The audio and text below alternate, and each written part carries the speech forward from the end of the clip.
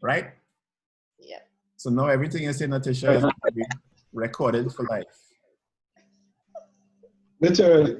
Literally. Yeah, so seriously, so coming back to the business at hand, I said the word for today is relevance. Yeah. So that. But so before you continue, if we re-examine the tips that you give us, I think it's the 7 tips.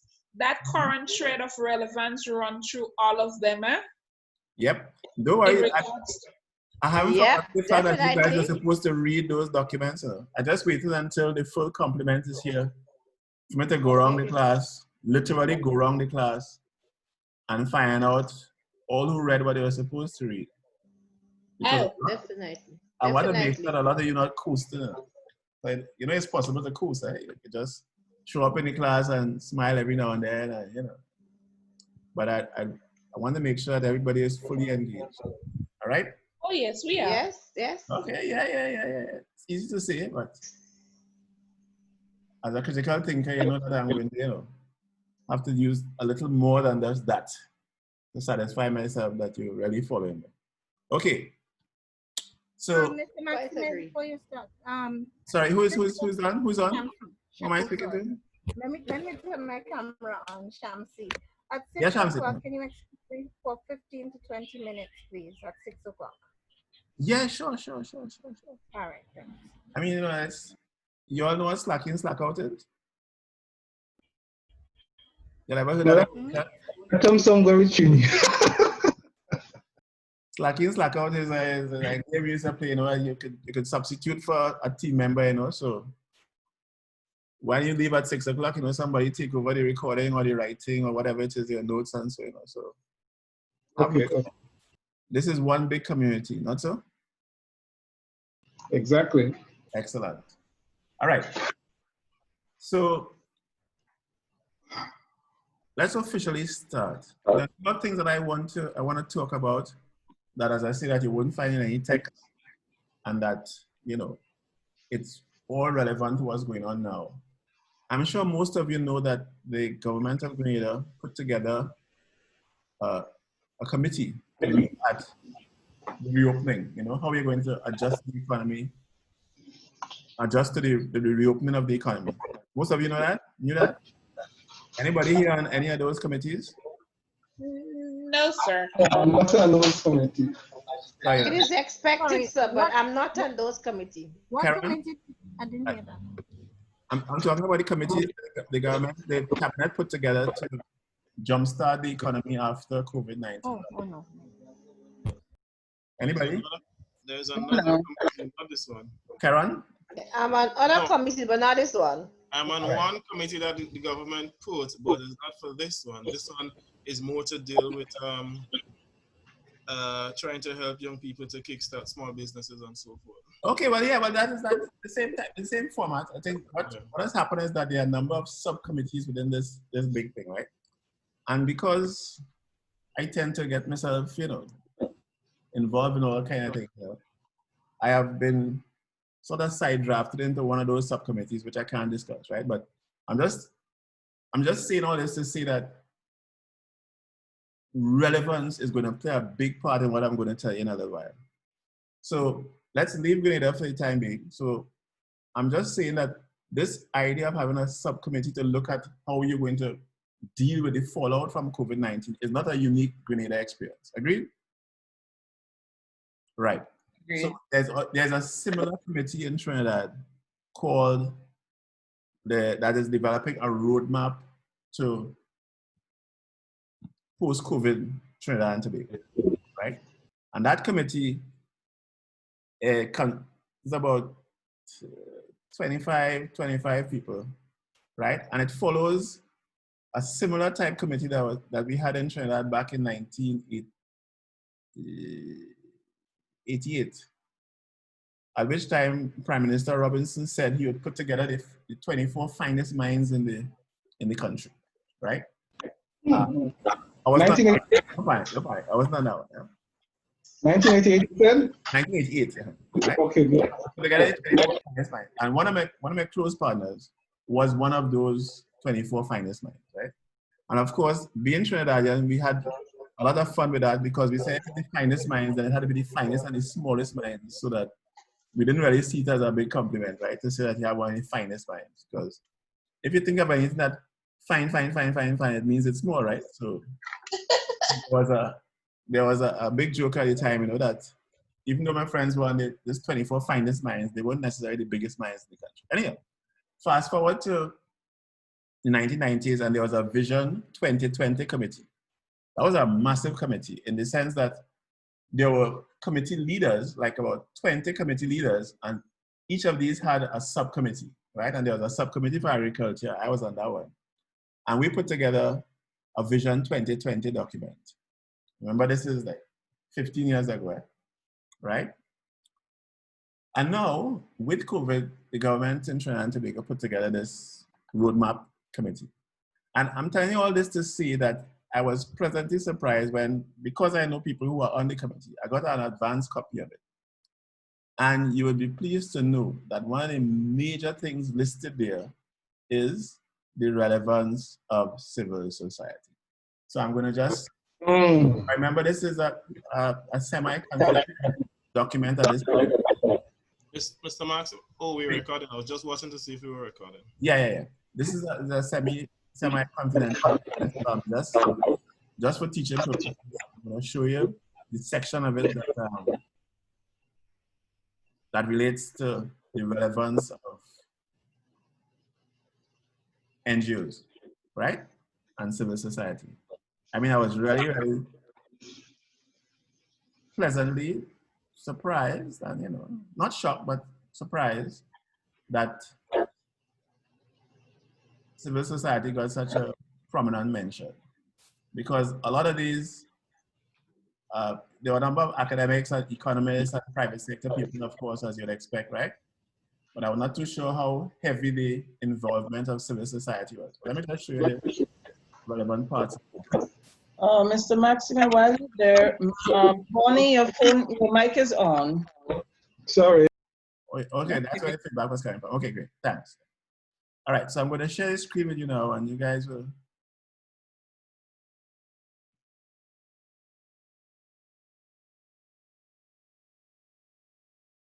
Are you seeing my screen now? Something that says non-profit marketing. Yes. All right. Okay. So that's not what I want. I want this one. Are you seeing a diagram? Yes, you can. Yeah. Objective 1, objective 2, objective 3. Okay. So let me just. This is the document I'm talking about, and it's the roadmap to recovery committee. You see that there? They're focused on 3 immediate priorities: addressing and mitigating the hardships inflicted by COVID-19, restarting the economy, right? And laying the foundation for sustained economic recovery. If you're not seeing it, please tell me. Are you all seeing this? People? Yes, I was seeing it. So you need to just smaller it a little so you can fit the entire screen. Okay. Okay. Okay, hold on a second. That's better. All right. That's not.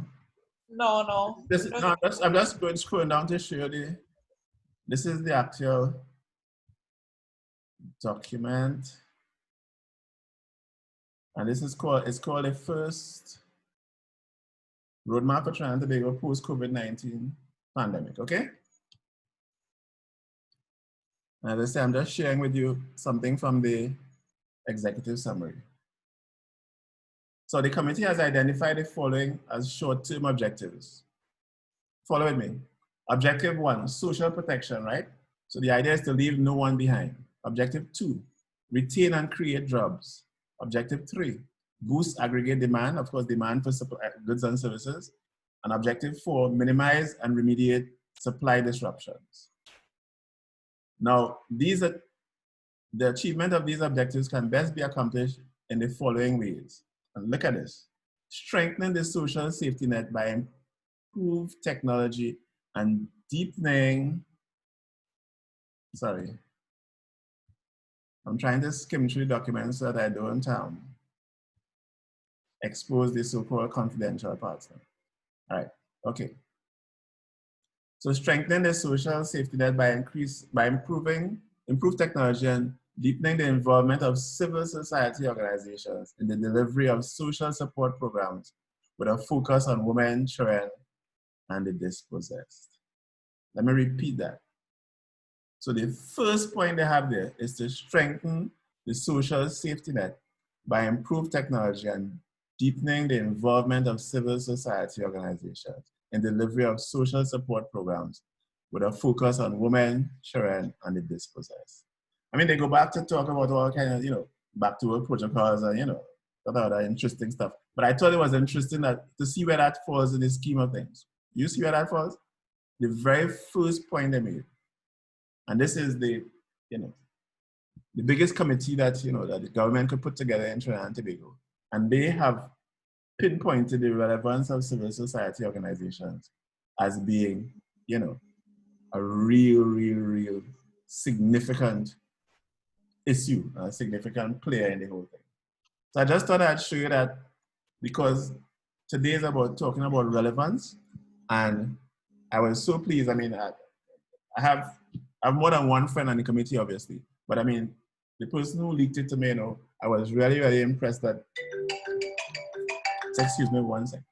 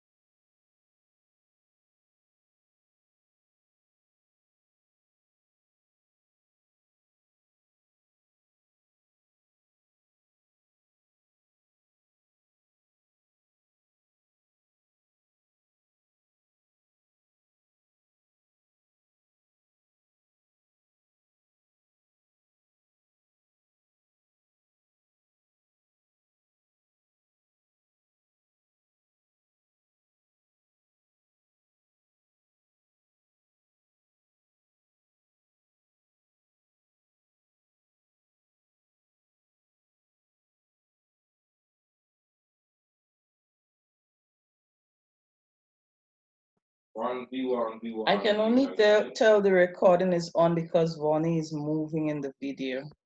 Yeah. Well, I wasn't hearing anything for. Hey guys, sorry about that. That's okay. I'm back. I had some gate man duties there. Okay. So I was telling you that, I was really pleased that civil society organizations have a prominent role to play in any kind of recovery effort. And I suspect that the same thing will happen here as well when the committees here actually report. Okay? In fact, Steve, on Thursday there is a Zoom meeting with civil society social compact here with the PM. And I think I'm part of that thing. And I think he will be going on the same kind of direction that you just mentioned. As part of this overall safety net. Right, yes. Yeah. Yes. Yeah. Cool. And Karen, that's what you're involved with as well, right? Karen?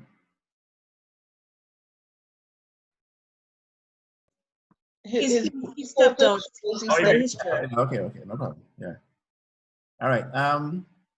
There's who's your youngest senator again? Is it? Judd Cadet, Judd Mr. Cadet. Judd, right, yeah, right. Judd Cadet. Because I know he's on one of the committees as well. Okay, all right. So as I said, I just wanted to make sure that, you know, that you guys understand the relevance of what you're involved in, and that no sensible government will really attempt to recover or get past COVID-19 without having civil society front and center, right? And it tells you that the role you're going to be playing post any kind of crisis, whether it be hurricanes or what have you, right? That, you know, civil society organizations are going to be continue to be relevant, whether it be for climate change, environmental issues, health issues. You'll always have that thread of relevance running through all that we do, right? In this sector. Okay, comments? Kenya, your mic is on, so if you want to say something. Nothing. Okay. All right. Anybody else? I will just quickly add that. No, go ahead. Let me summarize that. Yeah, cool. All right.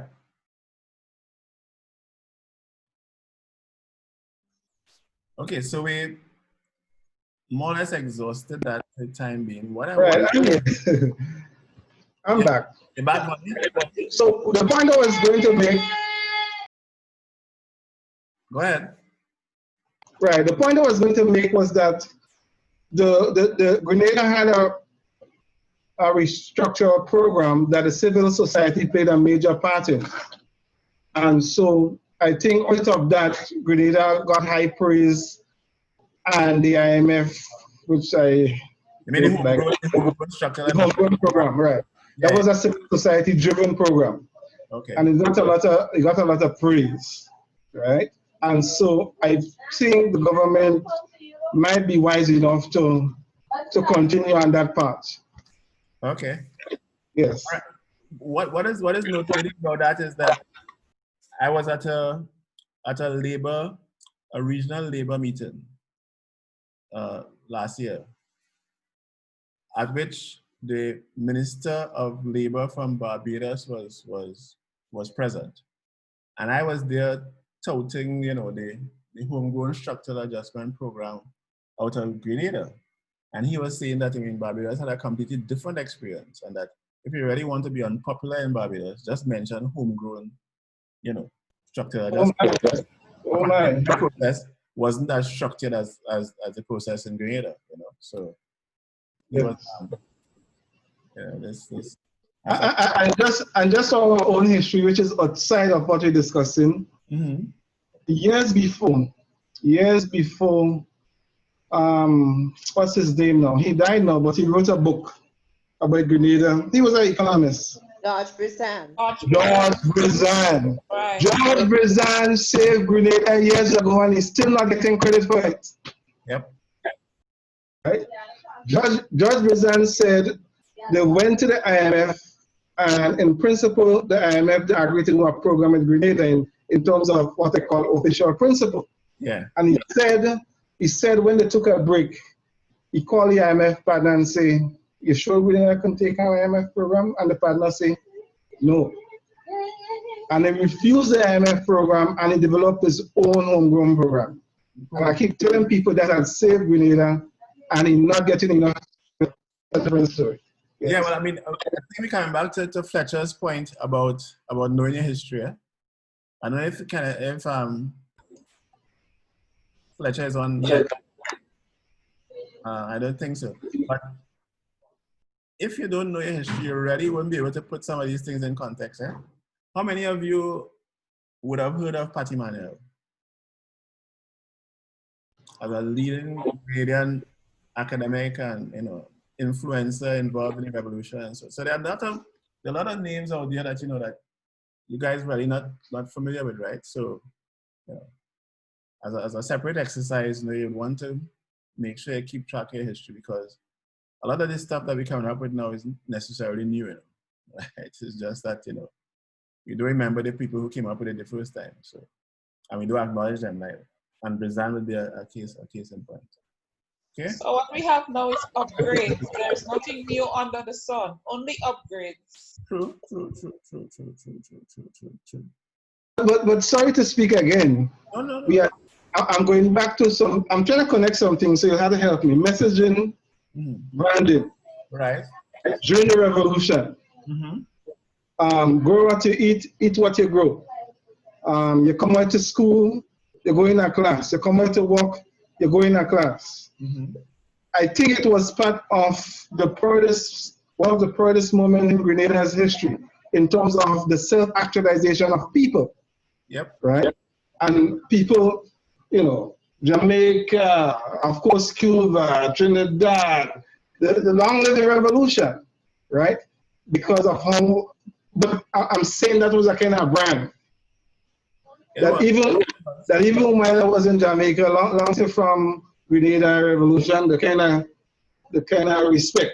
Yeah. I remember I would have been at university at that time. The same, this guy I keep referring to Anthony Isaac, who used to be head of the banana board here and subsequently was head of the credit union, I think, at one time. When the revolution happened, we were in final year. You know. Be careful what you say, please. That's my cousin. Sorry. Be careful what you say. That's my cousin. And who's that? Shamsi. What's that, Shamsi? Anthony Isaac is my cousin. I said, be careful what you're saying because I'll report back. Everybody in Grenada related, so I ain't really worried about that. I ain't really about that. Like that. Tony sat right next to me, you know, for about 3 years. So, you know, so. Okay. Well, I'll tell him about you then. You can't be tighter than that. Okay, all right. No, so I'm saying that, you know, in terms of the rest of the region, how the thing was branded, because it was branded, you know. It was branded as being progressive. I mean, Trinidad had its own interaction with revolution, right? Earlier. Right. Way back in around 1970 and so, right?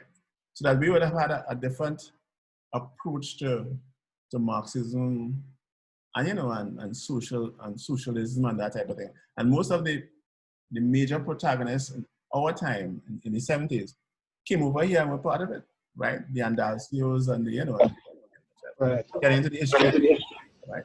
And the Merle Hodges and those kinds of people, right? So I'm saying that what was at the core of all of that, though, was the communication. Because that marketing effort wasn't aimed at outside of Grenada, it was in the internal public. This is something we discussed this last week. If you do not address that internal public first, and I think that is a mistake a lot of movements and organizations make, in that they're so busy trying to brand the thing externally that they haven't really fortified and insisted and ensured that the people within the ranks of the organization are all singing from the same hymn book, all preaching the same sermon, before you even start going out and trying to influence people on the outside. And I think the examples we were using is that, you know, if you don't want one member of your organization to be going out in public saying one thing, and have people, whether they be board members or floor members, going out and saying something completely different, because the messaging becomes diluted, if not ineffectual. All right, guys? Yep. Yes. Okay. Yes, we hear. Yes. All right. Please. Yeah. Somebody, oh, sorry. The recordings, I'm not sure if it's me alone, but I noticed they're very low. I don't know, I played it on the phone low, I played it on the computer, and it's like you have to be right in front of it to hear. You mean the previous recordings? Yeah, previous ones. Oops. Anybody else had that same issue? Well, it's usually for me it's low, but I hook it up to my stereo, my surround sound, so I hear you loud and clear now. Oh, okay. I'm not. It used to be louder though. It used to be? Yeah. I'm not too sure there because I usually save it to my computer, and you know, I think the volume is usually pretty high. All right, well, let me investigate now and I'll see if it's something, if we've been shortchanged because we're using Karen's because we using Maybe didn't pay the full price for it. It's a pirate copy. I feel so.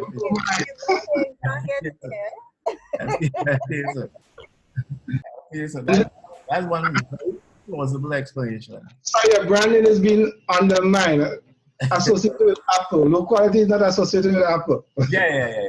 Clearly. So it had to be Sharon's fault. It couldn't be my equipment, that's all. All right, so I'm going to look at that. The compatibility, you know, was that system compatible with your, you know? Yeah. But Belinda, you were able to hear it though? Yes, I was. Mm-hmm. Okay. Well, we're gonna I got one that was low. I got one that was low at one time. Yeah. Okay, I'm gonna have to take a look at that and see what. It's just like before, I could have played it like anywhere in the living room and hear it. Okay. But now, like if I'm in the kitchen and it's playing, I cannot open the pipe to hear anything. Okay. Mm-hmm. Okay, thanks. That's probably an indication of how big your house is too, but we ain't going down that road. Oh Lord. If you're living in a 2-bedroom, you know, you'll be able to hear it from the back door. But anyhow, all right. So we're going to hope that it's recording properly, and I'm going to check it again when I'm uploading it after class today. Okay. Okay, thanks. Yeah. Any other comment on our central theme of relevance thus far? Okay, if not, let me just go on to, I've prepared a little note for you guys. I just want to go through some of it in case you don't get around to reading it in a timely manner. I'm not casting any aspersions, I'm just suggesting that, you know, I might have to deal with some of it during the live sessions, you know, just to be sure that you actually do see it. Who is listed as PC?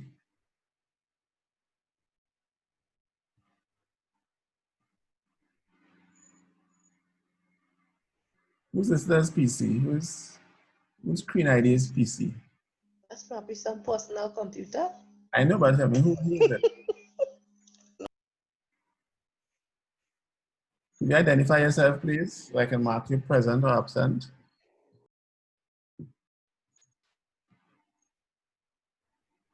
Otherwise, we have a stalker in the class. It's not Mrs. Sandy because I'm seeing Mrs. Sandy up. So who else is showing off new equipment?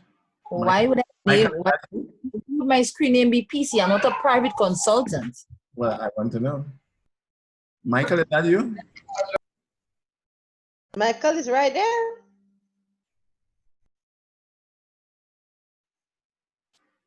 Is that Princess? I'm seeing Michael, yes, it's not Michael. I'm happy hearing the rain is so heavy on my galvanized. Oh, okay. Well, whoever So that's probably Princess, I don't know. She has to be listed as absent because we've been trying to identify who it is. And I see the same reason why I was telling you about being able to take role and all that. Anyhow. All right, so going on to talking about non-profit marketing. As I said, I put together a little note, and these are some of the highlights. And I want you to be fully engaged with me. If I say anything that you don't agree with or you don't understand, please stop me and let's clarify. So they're suggesting, the people who wrote this little article are suggesting that non-profit marketing involves the creation of logos, slogans, and copy. Copy is, you know, like print material, as well as the development of a media campaign to expose the organization to an outside audience. The goal of nonprofit marketing is to promote the organization's ideals and causes to get the attention of potential volunteers and donors.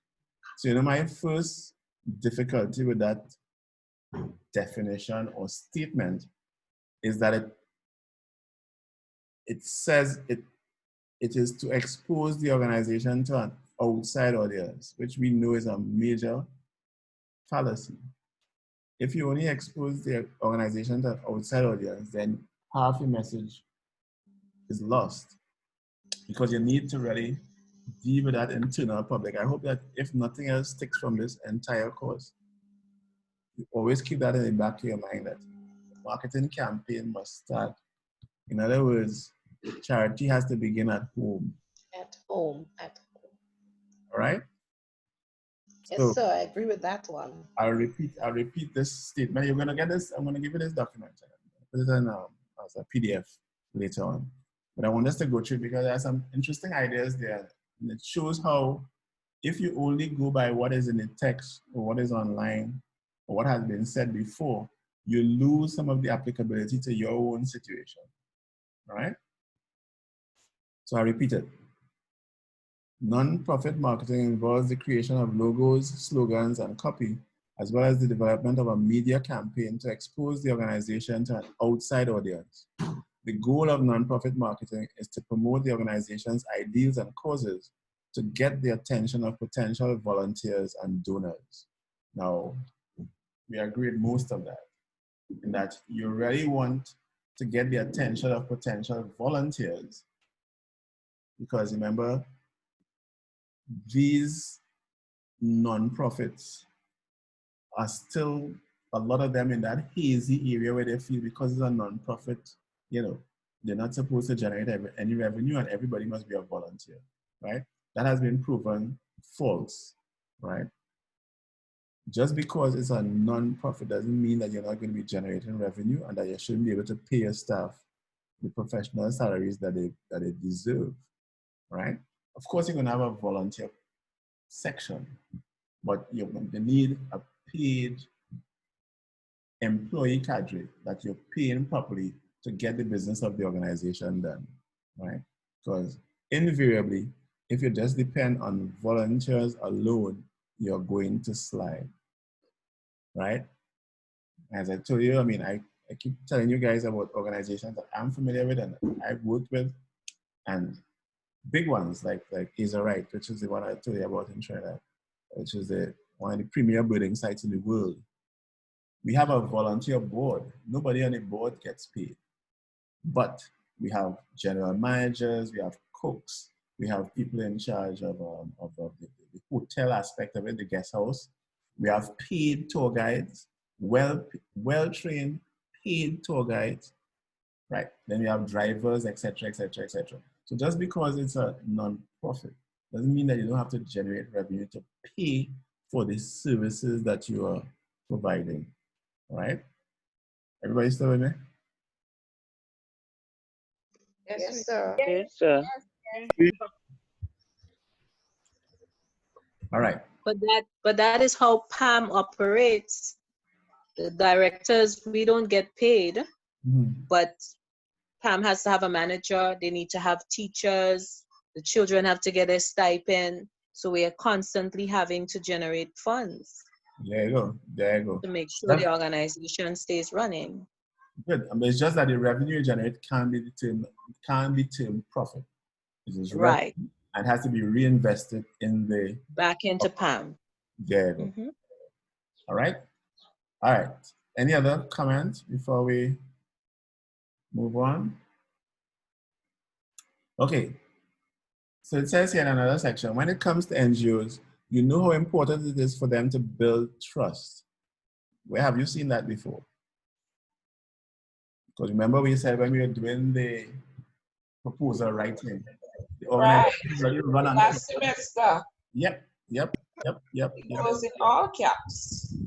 All caps, because once you lose that trust, once the organization has a reputation for dipping in funds for reasons outside of their mission, then you have real issues to deal with. And as I'm sure most of you will know from the organizations that you were involved in, or even just from personal experience, once that trust is lost, it's harder to rebuild that than from starting from scratch. That is why so many organizations just literally go out of business. And they come and they rebrand and they try to start up with a different name, a different board of directors, because they know if they continue operating as the St. George's Youth League or the St. George's Community Group, because of the history, they're not going to get any support at all. So they have to literally rebrand, reform themselves to be able to get any kind of currency. Okay? So NGOs. So before you move on, I have a question. In regards to the, well, we know definitely it's all about people, but in regards to an organization doing like rebranding or starting afresh because they originally would have lost, persons would have lost trust in them. What difference does it make if it's the same people? No, well, I shouldn't say it can't be the same people. If it's the same people, they have to do a really good job of rebranding. In other words, let me give you some practical examples. I have seen occasions where an organization went astray, literally went astray, okay? Money was used for purposes that weren't part of the original mission, and they just literally went out of business. Now, in a 7-member board, right, they rebranded, gave things a little while to cool off, like a year or so, but then they popped back up, but not with all 7 people from on the board. And the perception was that the 5 that caused the rebranding were the 5 that were innocent or that weren't stealing, and that is the 2 that were missing that were the ones that were at fault. So it depends on how the thing is sold, right? If the 5 people come up with the rebranding, and then there are 5 directors who are on the old board, they must find a way of distancing themselves from the original conspirators, if you want to put it that way. And this is done in business a lot, especially in the public sector. In Trinidad, one of our most famous examples is Carney 1974 Limited. What is Carney 1974 Limited? Carney 1974 Limited is a rebranding that was done in 1973. After losing money for umpteen years, right? And having debt hunting accumulated for umpteen years, they just cleverly closed down the original Carney. So whoever there was owing money before, well, too bad. And now you had a Carney, in open brackets, close brackets, 1974 Limited, that is the same equipment, the same crop they're planting, and some of the hundreds of the same employees, but just a little cosmetic change at the top, and it's still government owned, but they're no longer carrying the burden of the debt and whatever else they was carrying from the original Carney. Similar type of rebranding happened in BB. So BB had its own share of financing difficulties and so on. The new investors, which is the same government that you had, but they decided, okay, we need to come and get a whole new brand. So they came up with Caribbean Airlines, right?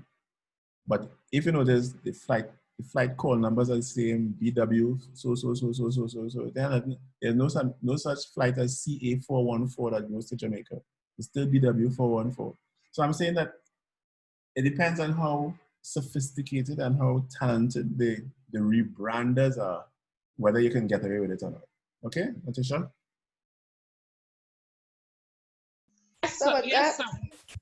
Some of that is very... Glenda? Yeah, I said that could be very ticklish because yeah, people have memories, you know, they must remember that yeah, and it could create some form of a lack of trust, or even in terms of even how they're moving forward, because you tend to think when you see the same people, you see the same name, or you hear the same name, I mean, the first impression is always lasting, as a lasting one, and you will associate that individual with that same situation. And that is why I would say, even as we're forming our own CSO, we had to be careful as to how we go about doing it. We had to basically focus on the mission, you understand? And having a clear-cut indication as to what we are about from inception, and laying the foundation and laying the rules is very important in how we go about doing things, so that these kind of problem doesn't arise later on in the future. Yep. And as I said, one of the things that you have going for you is that it is a unique CSO. I mean, we can say that without any fear of contradiction. This is the only CSO that is looking to improve the standards in other CSOs. So you have a little niche market there already, right? But if you mess this up, it will be very difficult to rebrand another CSO and say, okay, we are about improving standards and things, because everybody will ask, well, wasn't that what that first one at Mashup last year was about? You know, so you have, as I said, it is not something that is done lightly, and it's not something that everyone will be able to accomplish, right? Because you look at, let's take Louis, for example. So, okay, so it's no longer core beef, but it's the same pilots, you know, basically the same aircraft, the same routes. How do you get, if it was a stench, you know, if it was a stench from, let's say, the fact that they used to crash all the time, whether you rebrand it or not, people are going to take it seriously. The problems with BB were not the kinds of problems that the traveling public had to be intimately involved with. You follow? It's not as if, you know, the planes used to crash every 2 minutes, so that whatever you call it now, it literally wouldn't fly, right?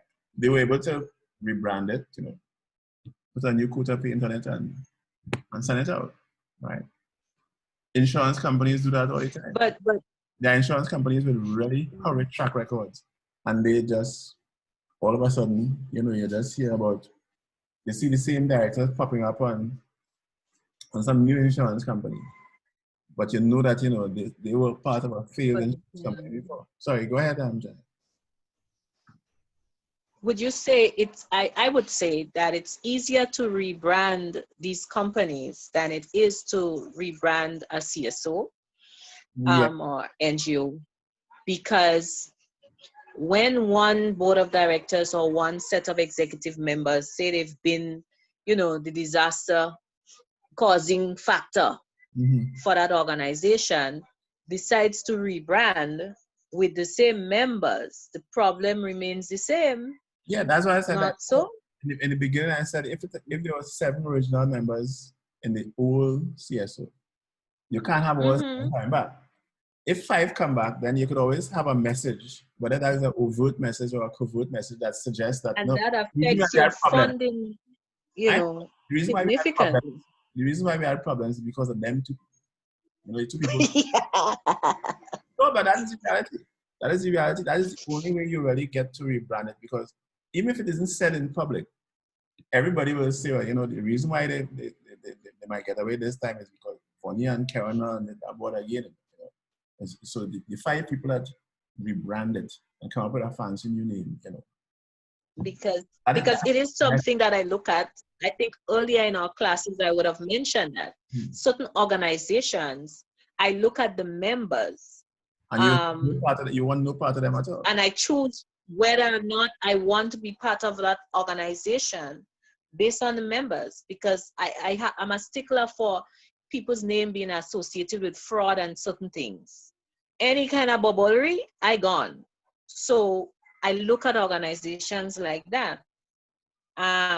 And then I decide, you know, I'm gonna opt out. I mean, I was asked to be on an organization, and I saw that certain members came in, so they were doing a revamp, and they're trying to position who they want to become the chairman. And I'm watching them, and you know, it came down to asking for the persons that was nominated to give us basically their CVs, because one of the person they put forward, they were just adamant. We voted, and they were just adamant. And I know the man full of bubblery. And I could, and it was just like, no, this man cannot. He does not sit down in these positions. But I see these things happen so much, you know, with organizations that is what makes how do we curb things like that? Yeah, you see, because trust is the currency of the organization. Once that trust is gone or missing, it's more difficult than in a private business. Let's say you have a private business concern and two of the directors thief some money and go on. The public doesn't really get involved in that too much because they enter thief their money. You follow? They thief money out of the company, and it was up to the board of directors to sort the business out internally, right? But when you have a CSO and people are donating for other people's money that you know, literally misappropriating and thieving, right? If you, let's just use this as an example.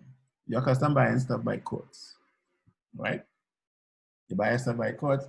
When you buy your furniture and thing and you come home and you use it, it's working good, that's the end of your involvement with court. If you find out tomorrow that at the top of courts, directors, people thieving and thing in it, that has nothing to do with you anymore. Because you don't feel as if they thief your money because you paid for your furniture set, you got your furniture set, it's working properly, your TV working properly, fine. Let them figure out the business inside courts as they want. But if it was a case where it's a CSO and you're actually donating because you believe in the cause and you put your money there because of your trust, then what you're doing is you're paying for a good or a service that you're not getting.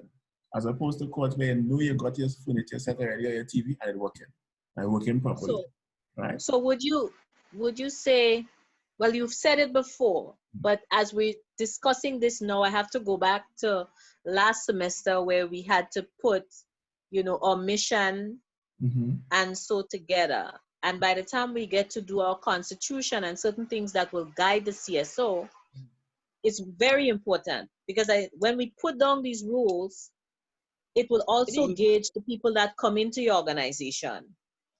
Because I say that with one of the organizations I'm involved with, and I say with that same person wanting to be the chairman.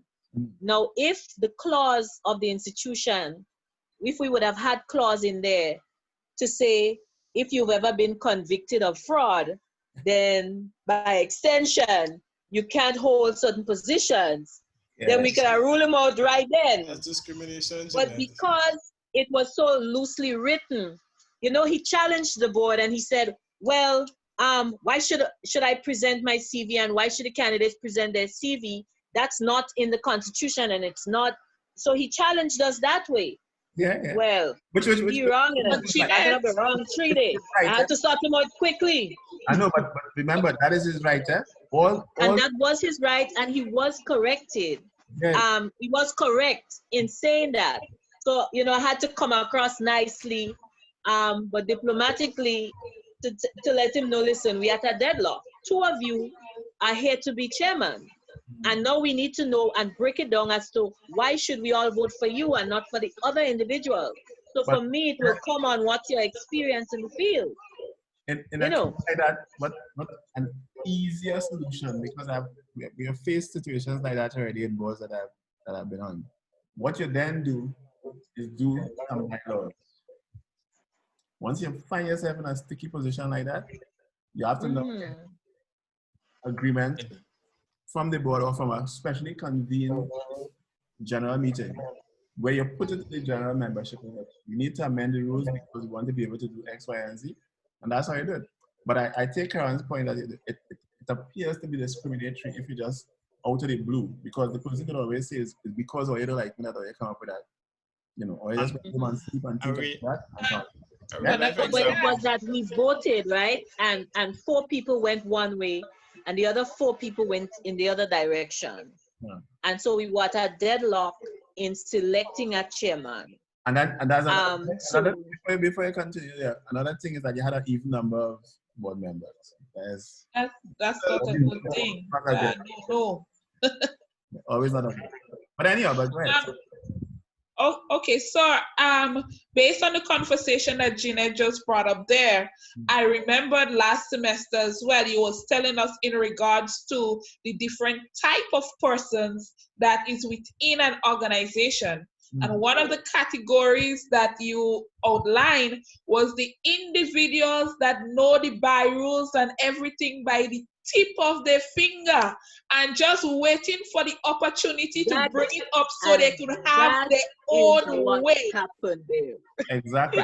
That is what So happened. when the bylaws are being crafted, it needs to take all of those things into consideration.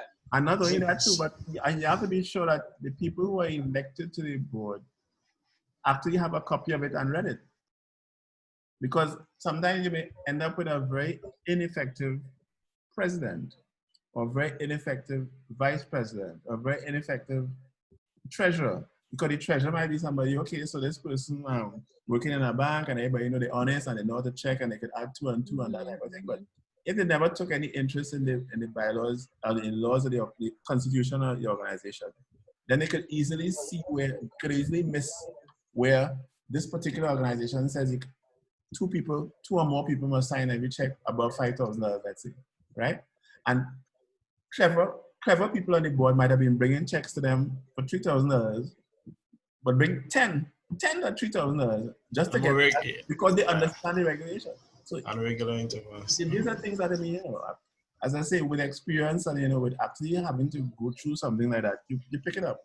Really, Karen, you were gonna say something? I was just gonna say, somebody, as I always say, smart people would find a way to beat the system still. They would come with regular checks. Just for Jeanette's point though, just recently, Belize were having, one of the political parties in Belize were having the general convention. And because the recent prime minister has stepped down from his position and they have to elect a new leader for one of the parties, or the ruling party. And the 2 persons who were going up for a contesting for the leadership of the party, one of them had, well, how should I put it? He wasn't arrested or anything, but they just has a suspicion against that particular person. And I was telling one of the party members, so then why put him up in the first place? Why can't you just leave him off as going up for leadership of the party? It's just an allegation. Exactly, and it couldn't happen. And then eventually, what happened? They didn't want him to win, and he actually won. He actually won the election, and everybody now became disappointed because in the end, just the fact that he have an allegation against him, nobody wants him to be the leader of the party because you just never know what's gonna happen. So you can't just discriminate just like that. We must find proper bylaws and proper rules. Let's bring in the issue. Trust me, Karen, I found proper reasons. Wait. And he was not the chair. Okay? Hold on. One of the ways in which you get around that is to bring outside mediation, right? Which is something that a lot of organizations tend not to think about or not to do, but specifically for cases where it involves like political parties and so, to bring somebody from another country of a particular stature, usually, and that doesn't always, usually works. In that person now comes and brings a more rational approach to it, and is the kind of person who can stand up and say, well, was Mr. X ever convicted of so and so and so? No, tongue say that he thief, but tongue saying that he thief is not the same as him being charged and or convicted. So usually the people in the immediate circle aren't capable of doing that because everybody feels they know their politics anyhow. So if it's something that happened in Grenada, even if you have the most brilliant legal mind out there, if you had a call of Ruggles or a call of this one, everybody knows their politics already anyhow. So that they won't have the same impact as bringing somebody from overseas, from outside of the system. And that's where, all the observers and things, that's where the credibility for those observers come from. All right? So most times these consultants, they come and, they're highly paid, because they come with a fresh idea, a new look, a keen eye, them kind of thing there. So usually these persons come in there but they come in they hired. Yeah. Somebody has to pay for it. And the other thing too is that just because somebody is coming from outside doesn't mean that they don't have a view it. I mean, No, definitely. If something happened in the Labour Party in ULP in St. Vincent, there are a number of Trinidadians that you can't call because the people already know the links with RAF and they already know the links, so that just because you're coming from outside doesn't mean you're going to be neutral, So that has to be. I was just about to say that, especially in the Caribbean. Especially Caribbean. Caribbean smaller. I mean, and who didn't go to school, who wasn't in university with RAF, was it thing with this, and who didn't work with Arnhem in CDB, and who didn't work with, so that too is a consideration. But I mean, there are examples where people can come from outside. And So another thing I want to agree with one of the statements made by, was it Natisha? It's to do with persons who are an organization and the way they function, the way when you what you said. I had a situation, and one of the things that stood out is that you as an individual, so there's training and personal and professional development of the membership, has to come into play, because if you cannot differentiate or identify when something like that is happening, then it's very difficult for you to pick up somebody who is trying to literally scheme their way into doing things that is not structured or not a part of the organizational norms, but more or less to influence an action or to influence a move. Because I function as the secretary to a particular organization for many years, and I had a situation where things I wasn't supposed to do was just coming in my direction. I had to say no, I had to refuse them. Things like payment for the rental of a facility because you would have gone above the norms of having a committee sit and discuss the situation and then meet with the person before you accept. You understand? Also a letter of acceptance to the individual, and you have persons who would send them to you because behind your back they already guarantee the person they would get a place. And these things happen, and we as members of a CSO needs to be mindful of those things and do not fall victim to this kind of situation.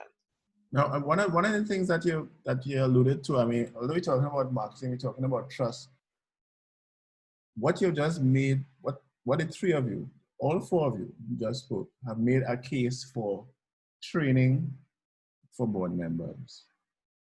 Because there's a perception that just because somebody's been around a long time, and this has nothing to do with age, just because somebody around a long time, she was on plenty board and thing before, but that doesn't mean he or she knows anything. Thank you, sir. And that man, they on civil society, they on all them things, All right. So that so the idea is not only about longevity and the fact that any board you could think of, I was on that board before. No, it is about having a retreat. I mean, people underestimate the value of retreats. I remember doing something for Spectre once. Let's bring all the people in the same place and just seeing if they're really on the same page. Because a lot of the times, the internal, and we always come back, we come back to the cause. Because we in strain, it comes back to the internal marketing effort. And relevance. How many times have you been in an organization where you hear the organization having something or doing something, and you're on the executive and you even know that. You even know they're going to do X, Y, or they're going to organize a fundraiser, or they're going to do this or the other, because some little committee that was formed in charge of that fundraising, and then but to tell the rest of the board. So you like a fool now, you meet one of your partners from your public bank, and they tell you, hey, we're donating some money for that thing or you having Friday, and you like a fool, they're saying, what thing is that? And they will ask you, so you're not on the board again or what? Because you look stupid, because you look as if you're not part of the organization anymore, right? So that any effort has to start internally first. I can't say this enough, right? I've seen a lot of organizations make this big mistake of thinking that if you're not on the fundraising committee, you're supposed to know what's going on in fundraising anyhow. But so I like how you put it. And trust is the currency of the organization. Yes. And that would be both for inside in we all telling the same story, for our branding and everything, so that when we go outside there, we don't have to fight to build the trust of the other people out there. It will come easier. Yep. And there are some people, and I mean, and this is unfortunate but true. There are some people who understand that information is power. So they will deliberately try to keep critical bits of information to themselves or to their little clique. Because we know that that is, that is a source of power. I mean, everybody recognizes that. Yeah. But sometimes it comes with a misconception, because you see the ideology the person might have, the way they think. And again, going back to that training of the organization member is very important, so we know how to get around, or what to do and what we shouldn't do. Yeah, that's just 1 second here. This rain starting to give me some pressure here.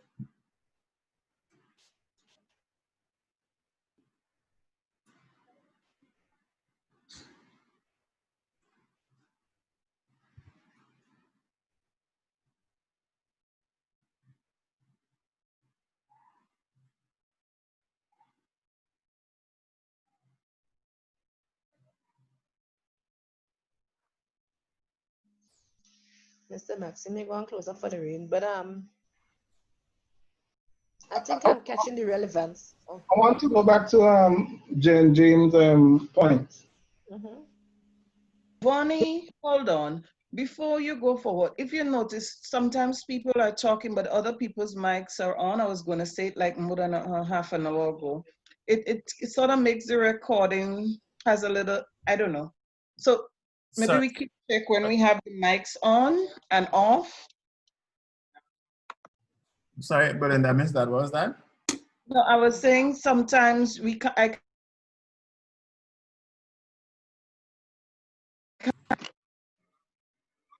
You're breaking up, actually.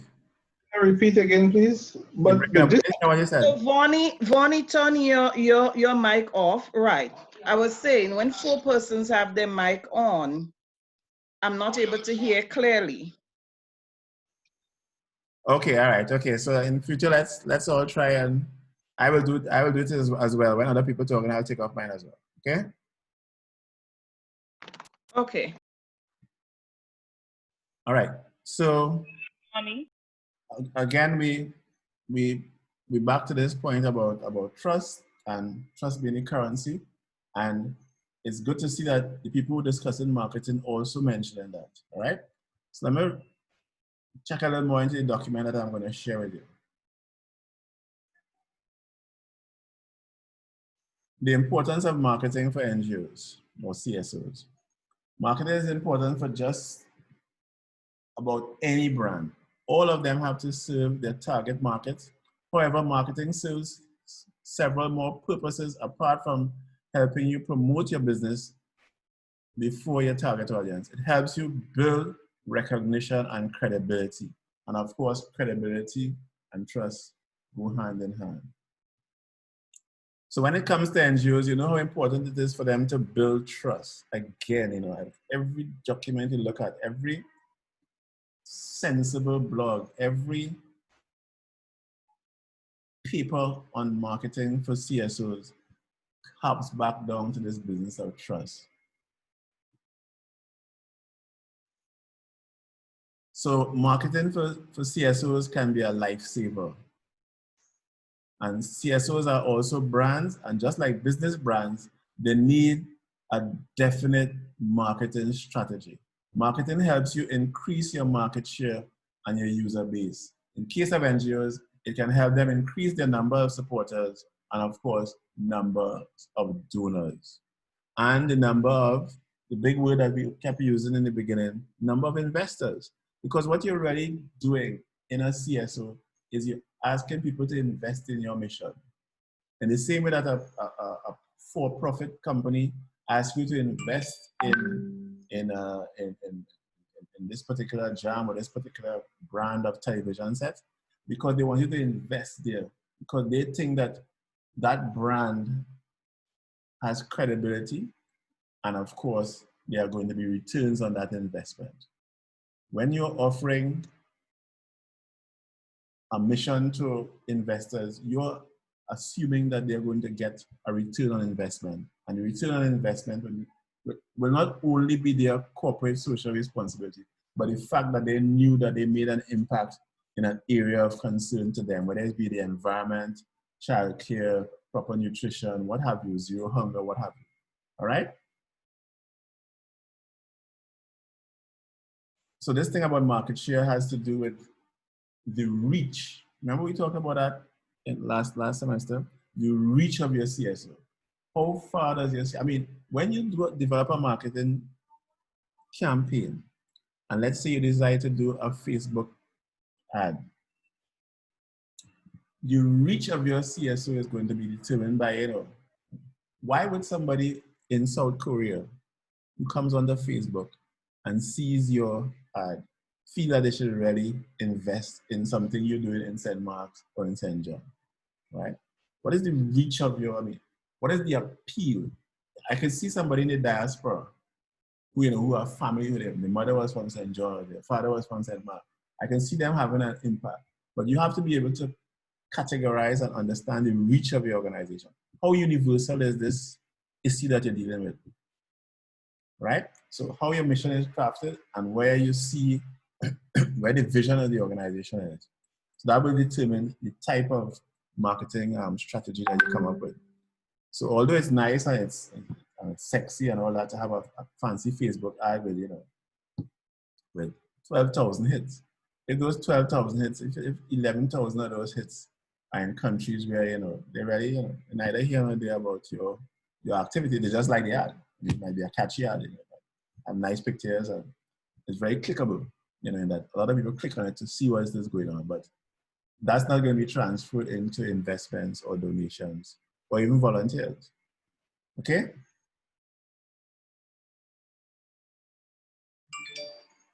People, anybody there still? Yeah, cool. Yes, so we here. All right. When you ask if we're there, what is happening, like especially with me, I would answer, but I would forget to play. Yeah, well, you see, if you had a video on, that's why I could already see some I'm sleeping, you know. But I prefer this though, because you know me and nodding, you know. I always feel it's the first step for dropping on sleep. All right.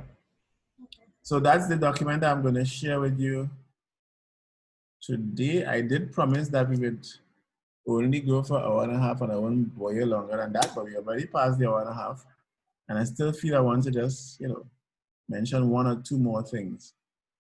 Is there anyone who wasn't here when I described what happened in the Trinidad roadmap exercise? Because I think it's a very important point. I don't want anybody to have not been part of that, sharing that, because I saw that as a really... Me, I wasn't there.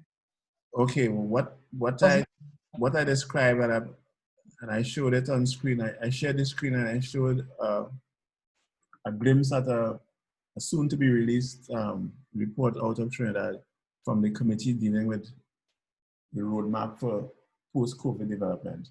And one of the first points was that they are going to be sure that they involve civil society in this effort as part of the social safety net. And it shows the kind of recognition at the government level that, you know, that exists not only in Trinidad and Tobago, but also here. Vonnie and Karen were discussing some of the similar initiatives here. And I was hinting at the fact that I am on one of these subcommittees here as well, that's dealing with one aspect of it. So what we're seeing is that the magic word for today is relevance, and we're seeing that CSOs are relevant even in the context of national committees looking at post-COVID development. All of them are recognizing the importance of CSOs. So you're part of a sector, a civil sector, a civil society sector that is relevant, and that continues to be relevant, even in the midst or in the aftermath of something like COVID-19. And I want you all to, every document that you read that concerns marketing, I want you to keep at the back of your mind that what you're really doing is ensuring relevance. And how do you ensure this relevance? By showing the track record, showing the possibilities. So you're not only promoting what you've done before, right? Which is part of your track record, because any marketing campaign will always have reference to something that you did before, right? And secondly, it will have your possibilities. What is it that you can do that is separating you from everybody else and every other organization out there? And as you guys already have a unique proposition that you're going to raise the standard in other CSOs. There's no competition in doing that. But when you first start off, your marketing campaign will not have a long history of all the CSOs that you had before because you're starting from scratch. So your concentration will be on possibility. And how do you market that? How do you package that? This is why we're doing this course, right? How, in the absence of a track record, how do you literally start from scratch, you know? And that is always a difficult thing to do.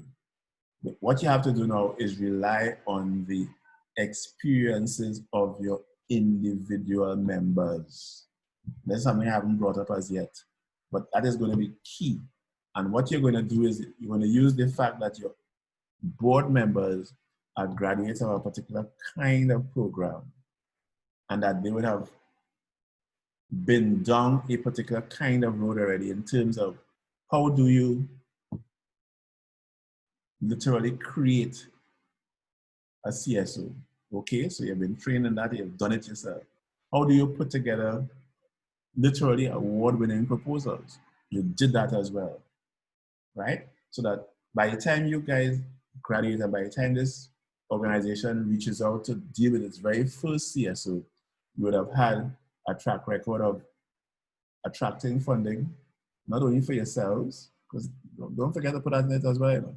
You attracted funding for yourselves, so you got scholarships to do this thing, and you attracted funding to support the CSO, the formation of the CSO.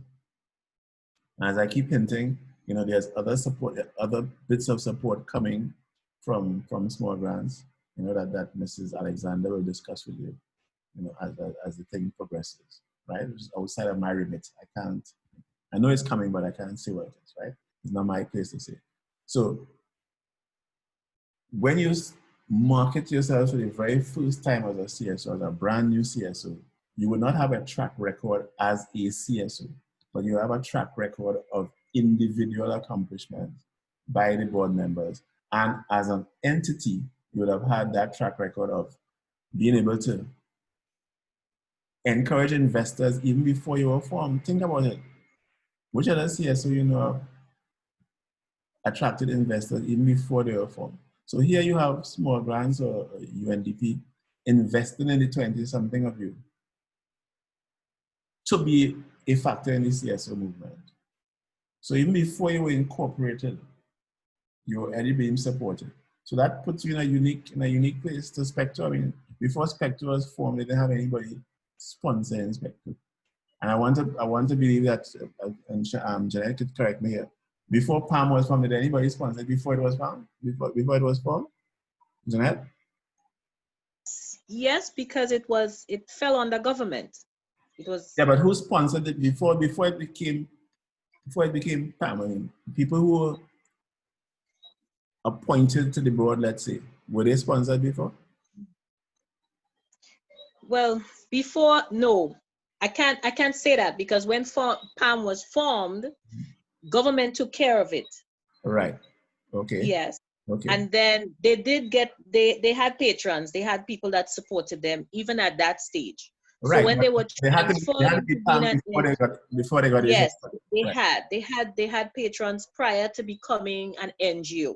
Right. But what I'm saying so what would have happened? Some people transferred and stayed as benefactors when they became an NGO. Okay. So, but what I'm saying is that in terms of the idea behind the CSO and taking the sponsorship for it, I mean, you're going to be in a unique position when you start marketing it as something that came out of a visionary approach to CSO development, where you actually started with the membership and the potential board members, which are the 26 of you, who will go on to graduate to become part of that first, that first cohort of management. I could say like the foundation did not have sponsors before they became a foundation, a functioning foundation. Yeah. Right? They started off the back of Jason. He was the philanthropist behind the foundation. Yeah. So that one was different. All right. So I thought it was important to say that because you're talking about marketing and all these fancy marketing strategies and so, but clearly when you start, you won't have that track record to go by, right? And one of the things that, and this is on a more personal level now, this is for you as individuals, one of the things I promote and I believe in, and I think I mentioned it last semester, is volunteering. Because as a young person starting off in any profession, if you just come out with your academic qualifications and you have no experience, you're going to get jammed. Because people are going to ask, well, yeah, I know you study so and so and so. How much experience you have? And one quickest ways to get experience is to volunteer, right? Not to be exploited, but to volunteer, right? And that volunteering era will be wrapped up in the time that you spend doing these courses. So as we progress, I will find ways for some of you to literally farm out to other CSOs, right? I have that in the back of my head already when we start doing other kinds of courses. So I'm surprised you didn't start doing that to us as yet. Well, yeah, well, to give you all something that have to be introduced, bit by bit, I mean, I don't want to frighten off people, I mean. I don't want you guys to understand that, this Trini come from where you come from, and I don't want to run all CSOs in grade, because I know you'll be saying that, so I'm making sure that I ain't get branded with that brush, right? I put on my mask, sir. But as I said in the beginning, I kept telling you guys this, and I'm sure a number of you thought I was joking. I have big plans for you guys, right? My vision for what you guys are going to accomplish is beyond what most of you think for yourselves, to be quite honest. So, but we'll see how that plays out. And it will be dependent on your ability to follow and on my ability to provide some kind of impetus. We'll see. Does this vision include payment, salaries, or it includes like a volunteer free thing? I'm yet to decide how much money I should be paid for it. In truth, you're right. I quite agree. I quite agree that I should be doing it for free. But I'm a major philanthropist. I am. It's part of my overall brand. And as I said, if I have nothing I do that I'm not going to monetize eventually. So that having gone through this in Grenada, you never know. 10 kids may want to do the same thing too, and there's only one person in the region they'll be able to hire to do it. Kenya took the word out of my mouth. Yeah. but Mr. Maximilian, I want to bring some provoking thoughts.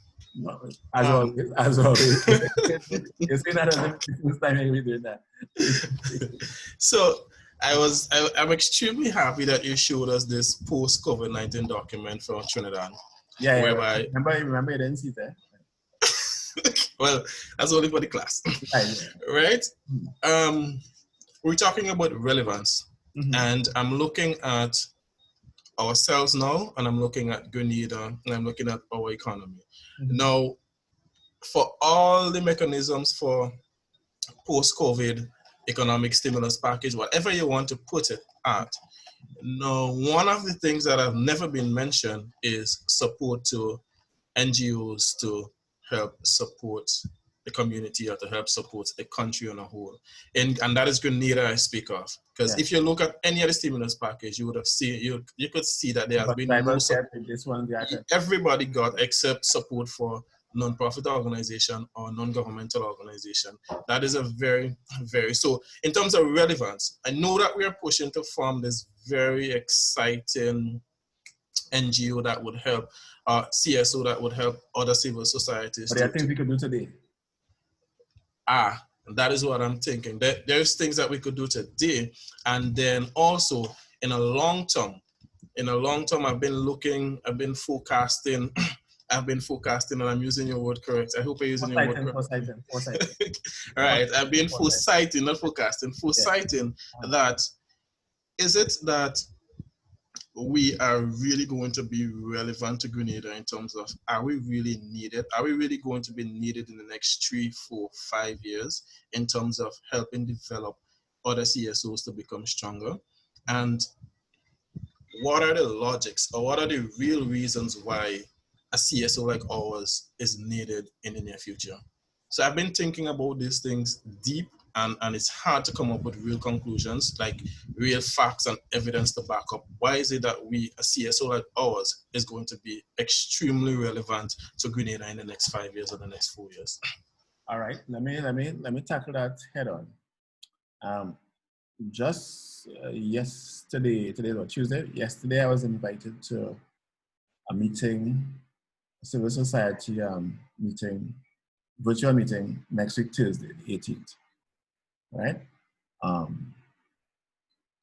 It's done through Sandra and CPDC. Those of you who know what CPDC is, it's the Caribbean Policy Development Center, headquartered in Barbados, right? As a matter of fact, it used to be run by a Grenadian for many, many years. I'm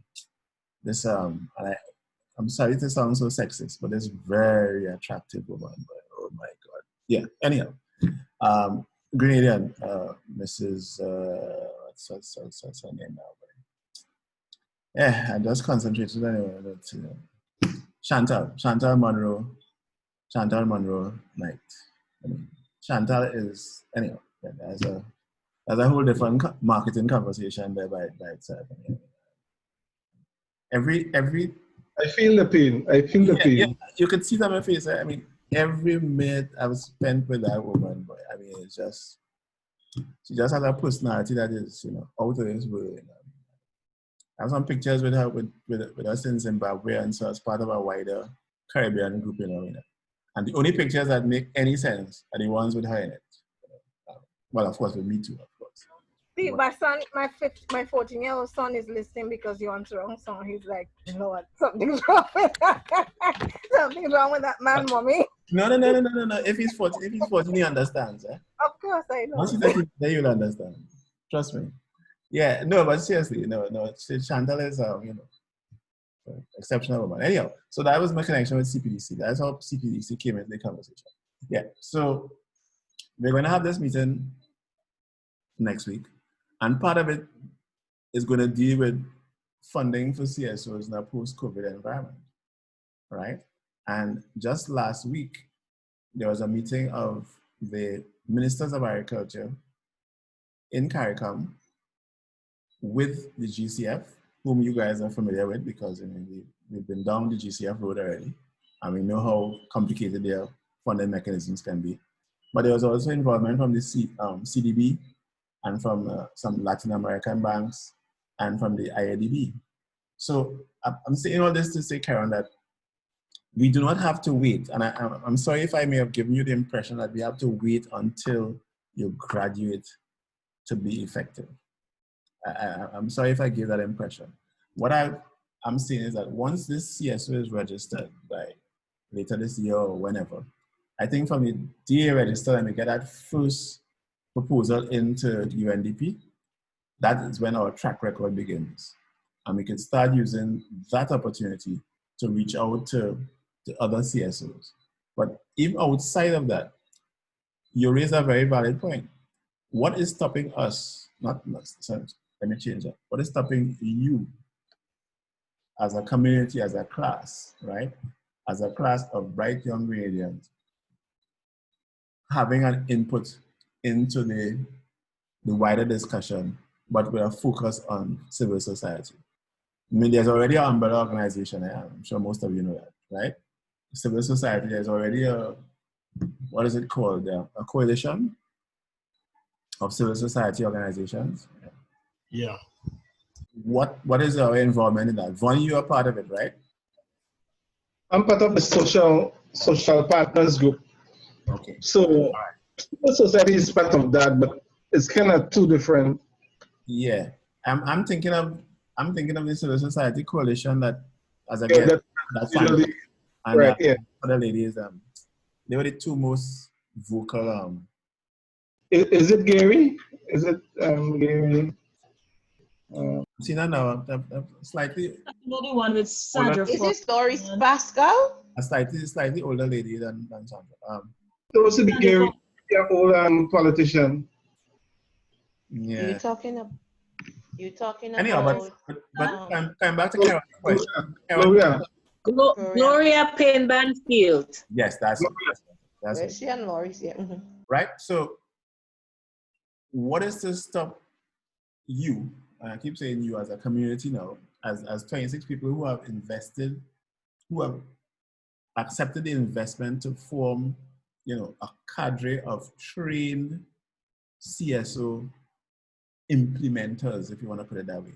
Because let's face it, I know, I've known Sandra since she did her master's at ISS and so I know that she understands social development and so like that. But how many other of the major players out there have really been specifically trained for CSO involvement, right? Not many. So I'm saying that there's room for a coalition within the coalition for you guys to have a more significant voice. And I think it's something that we could probably make that the output for this class.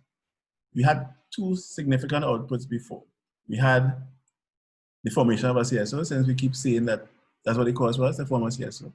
The second one was to provide a proposal, and the outcome of that second course, CSD 111, was to develop a proposal that that we're going to pass the UNDP.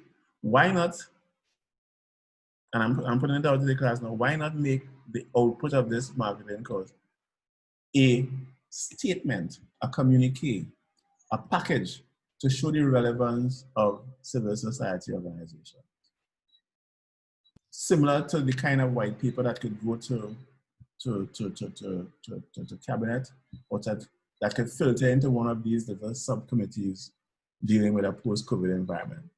So I think it's an excellent suggestion, Karen, and I want to throw it out to the rest of the class as a class activity in the same way that you sat together and you came up with a constitution and a mission and everything else. Why not have the major output of this as a statement on the relevance? In other words, you're going to do a paper, a joint paper. I believe in everything being joint. A joint paper on the relevance of civil society in the post-COVID era. Why not exploit, what's happening right now, right?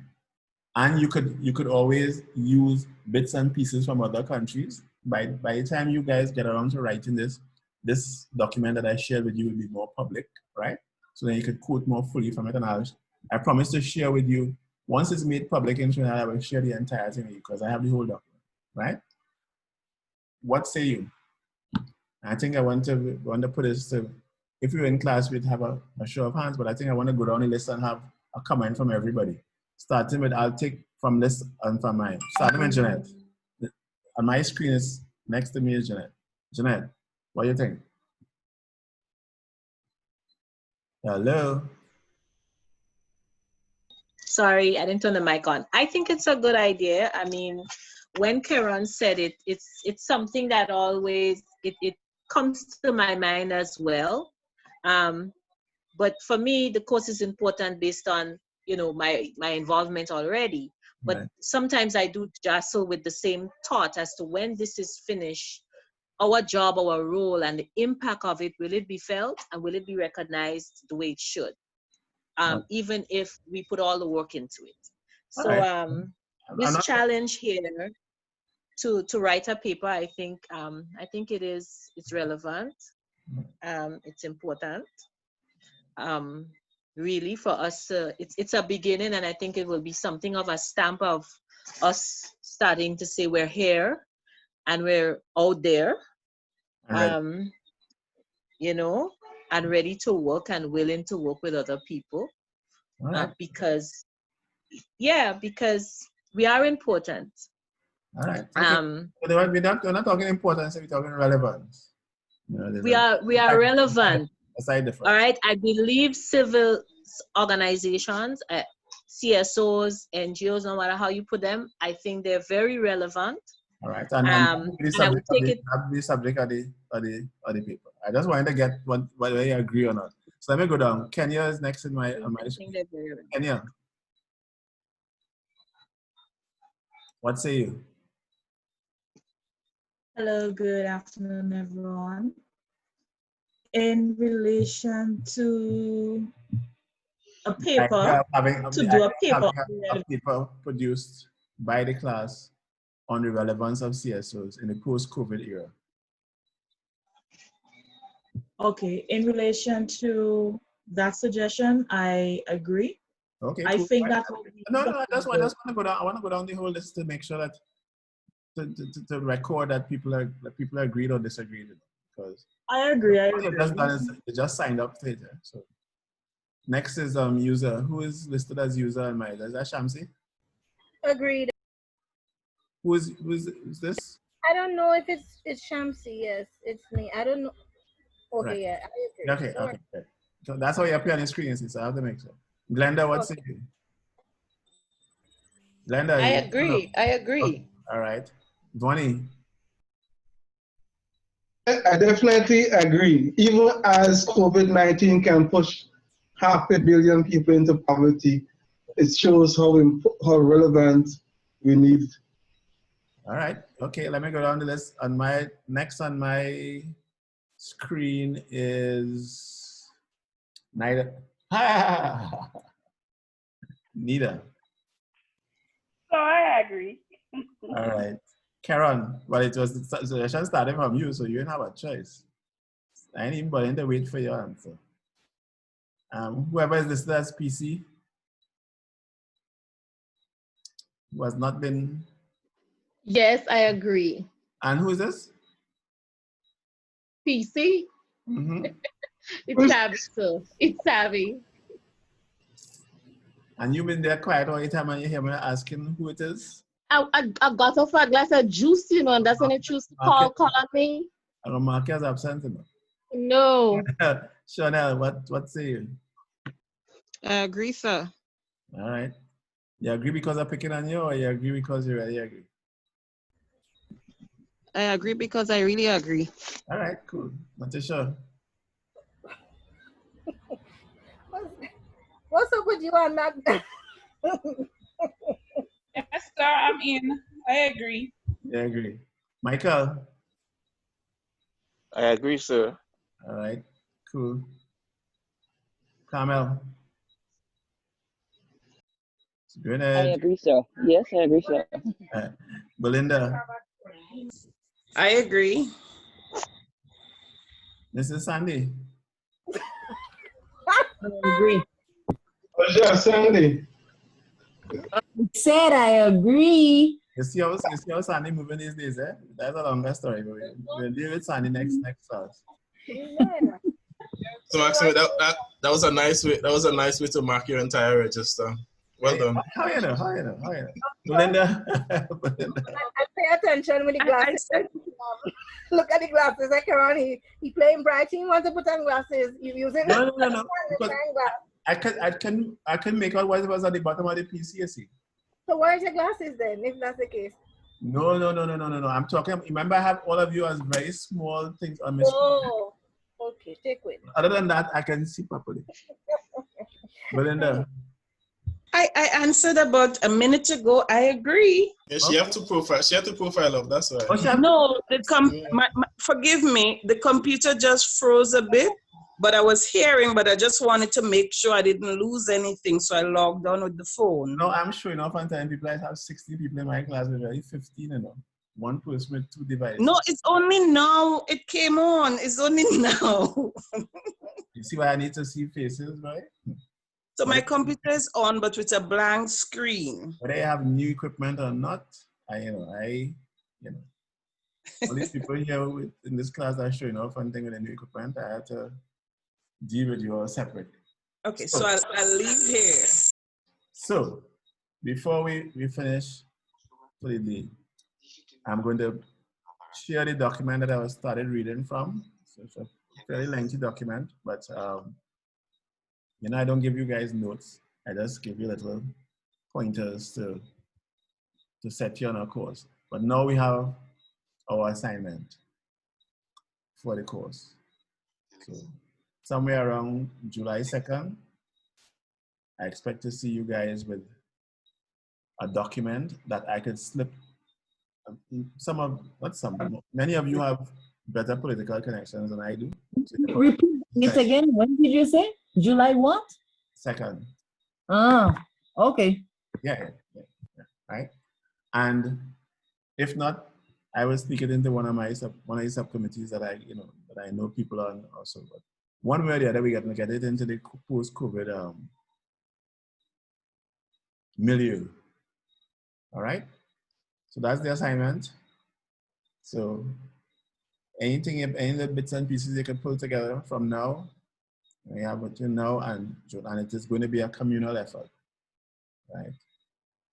So I don't want anybody slacking off, right? Those who aren't in class today will have to be part of it as well. Even if you only contribute one idea or one sentence, I want to make sure that it's a total class effort, right? It gives you a chance to see how well you operate in a civil society type setting, right? There's nobody watchman in here. I am certainly not going to be watchman in the process. In the same way that I did not watchman the process for the development of the CSO, all right? You guys will sort it out yourself as where the leadership comes in. And long before we get to the leadership course, we'll have had this business sorted out already. Any pressing questions, comments before we wrap up? Michael? Were you about to say something? Oh, your profile came up. I thought you had something to say. Any other comments before we close? Just so you started a whole revolution to start infiltrating the political society. Oh yeah, but that's how these things start. Everything starts with an idea. Now it seems as if we're telling you early, we're going to use our resources. We'll pull together as a team and write this document, but you are going to have to be one of our mouthpieces for that document. Yeah. That's not a problem, but I'm not going to be editing it. I'm going to be transporting it. We agree to that. No worries. I'm not editing it. It's not my really. You're not going to edit? No. Based on our skills audit, sir. I'll be the conduit. No, I'll be the conduit. Based on our skills audit, I can report we got editors. I beg your pardon. All right, fair enough. Right. So I must say that I think this idea is brilliant. And when Kieran asked the question at first, I was tempted to answer, but I saw you had it under control. But just the idea that it was thought-provoking for him, it meant that his heart and his thoughts were in the right direction. So there you go. I see this as something great happening here with this group, and I can guarantee you we're going to produce a good piece for you. And I like the idea where you say you're not editing, you're transporting. You guys, you understand? Get to work. Did I get involved in your logo selection or anything? No, sir. No, thank you. The idea was that, this is something that you guys are going to produce. And it's something that, my job in that instance was to provide the idea. And even at this point, as somebody who claimed to have so much of vision for anything, I didn't even think of that. If Karen didn't come up with it, no, seriously, we have to give credit where credit is due, right? So that if I was going to charge you for that idea, this is one time when I wouldn't be able to charge you.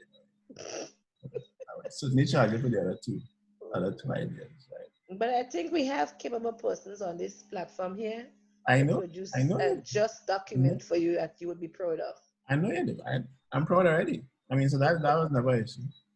I don't think anybody in this class has not appreciated that thus far. I mean, I make it a point to thank you guys after every class because I know it takes a lot, to put in an hour or two after a day at work or a day at home doing work or a day at home doing housework or homework or whatever it is, So I know it takes an effort, right? And my job is to try and make it light and and interesting and make sure you don't sleep. All right. So with my one apology to for my little distraction there, my Chantal distraction. Other than that, I think we had a really good class. And thanks once again, and I will see you guys. Oh, by the way, are we having class on Tuesday? Tuesday is a holiday. Had a big debate in critical thinking about if we should have class, and then the teacher came and said that we didn't have, so I don't know. No class on Thursday. No class on Thursday. Okay, cool. No class on Thursday. No class on Thursday. I like it. So I will use this time to recuperate wisely. You guys can get together if you want, but I say there's no official class on Tuesday. Right? So we here, huh? You have the WhatsApp platform you can use that you all use for all kinds of things. So, and we have the lengthy document to go through thoroughly. No comment, right? And there were other documents before that you would have gone through thoroughly before. Oh yes, we did, we did.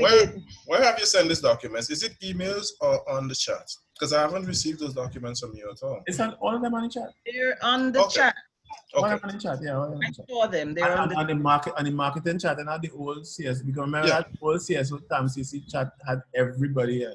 Yeah. You see, sir, that was my initial problem. I looked for it in my emails. The stars who have graduated to the marketing course. All the people who got G grades, so. All right. So you're right to be down today. It's like people are not going to leave your confidence. I like that. So I know you want to go. Okay. But here's a question. No, please. I'm just concerned that you guys can't take me for more than 2 hours. It's not that I want to go. I mean, I really not related. But Trinidad, Ella and Dylan. Only do everything. I mean, somebody else has the mic on. I'm taking off mine, Bonnie. So let me share. Belinda.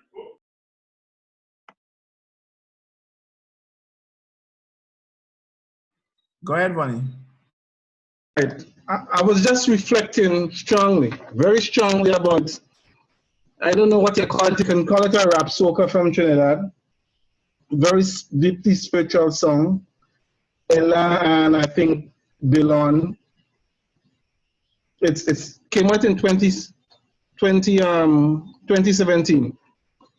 And it speaks to how, give me a minute. Just stay right in. Ella. Mr. Maxime, I'm getting ready to leave the office. I might be off, so I apologize. Most likely, we just listening to the tune from Bonnie, so you should just pick it up on the recording. Yeah? All right. Thanks much. Right. All right. Okay, go ahead, Bonnie. The tune is Devon. The tune is from Devon Matthews and Ella Andel, The Journey. Make It. And I wanted to ask in relation to what's happening now in terms of we in a sort of we are trying to recover from COVID or the last end of COVID. And how can we engage in messaging? I mean, that's the old tune, 2017.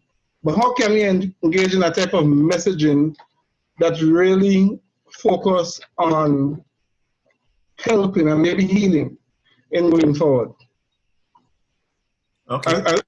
As a class, as a CSO. Okay. But I can put the tune on No, start playing. Just give us a first, because I'm sure I know it. I'm sure I know it. Anything I will know.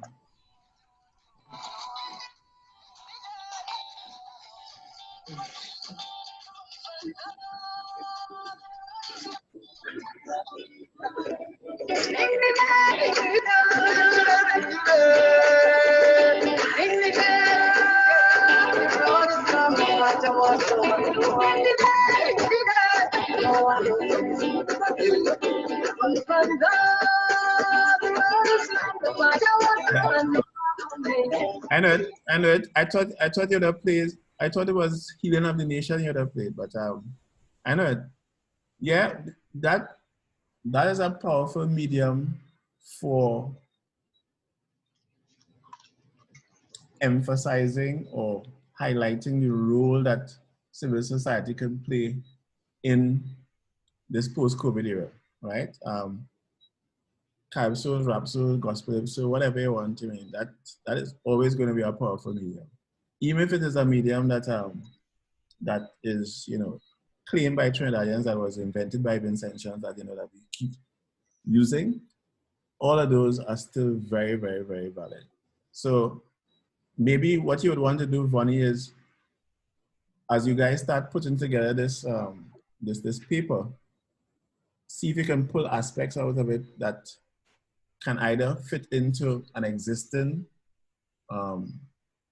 musical form, or if there are messages in there that are captured in tunes, because I mean there are literally thousands of calypsos and bits of music out there that anything you want to advocate, you know, you could find a calypso to do it. All right. Right. So I'm agreeing with you, and I will agree to help in that respect, because my collection and recollection will be more than you guys. So if there are any particular themes that you want to find some music that captures it, then I'll volunteer to do that for you guys. But I'm not editing. Fair enough? Fair enough. Cool. Excellent. Anybody else? I want to ask Bonnie, that lady, what he have played is, she's a Grenadian? Ella Andel? I'm not sure, you know. I'm afraid to put my head on a block, because Ella Andel has been around forever. But I mean, she has the most powerful. She's a Grenadian, Mr. Mr. Okay, and Power of Love or something as well. Yeah. Bring down the power. She's the one who sings "Bring Down the Power." Yes. Bring down the power of love, I say. Bring down the power. Yes. I realize that I'm a calypso aficionado as well. And I don't think any of you would have a repertoire bigger than mine, you know. So let's not go down that road. But I really don't know. I really don't know her heritage. All I know is that she's, you know, ever since I've been here, she's been singing out of Trinidad. Steve, she's actually born in Grenada, migrated to Trinidad about 8 or 9 years old. 8 years ago? Nah. 8 or 9 years old. Oh, we can't know. I hear that. So next thing, Jaja Onilu. Where was Onilu born? Anybody knows? Belinda. Do you guys know Jaja Onilu? No. The most famous drummer out of Trinidad. Well, I had to say out of Trinidad because next thing you know, he was born in Grenada too. But Belinda. Be careful. Is the say that Trinidad stole her again. Is the greatest drummer. Is the greatest drummer out of in my opinion. Jaja Onilu has if you Google him or, you know, go YouTube, you'll probably see what some of his work. But he has been responsible for the resurgence in African drumming way back from the 70s. He and Brother Resistance, or them, you know, contemporaries in the movement. What's the name you said? Jaja Onilu, Onilu. He's a master drummer and thing, and he was the one who was coordinating. You know, a number of times Sesame Street featured calypsos and so. In the last 2 efforts, I think Jaja Onilu was the contact in Trinidad to bring children from behind the bridge, where in Trinidad there's a place called Behind the Bridge in Piccadilly in Port of Spain, which is supposed to be a depressed area, right? Anyhow, so when next we talk about the music, we can always talk about that. Right? All right, so with all due respect to Kenya, I'm taking credit for some of this music here, and it was good finding out that that Ella Andal is a Andal, a Grenadian Andal. Fair enough? Fair enough. Fair enough. All right. And my really too. And just as a last thing to make sure that I don't leave on a too positive a Grenadian note, I just put in a Trini note by reminding you all that it's impossible to get a good roti in Grenada. Good night. Bye. Good night. Good night, everyone. Oh my gosh, good night, sir. So just can't help himself. I cannot leave without leaving on a positive Trinidad note. Oh my gosh.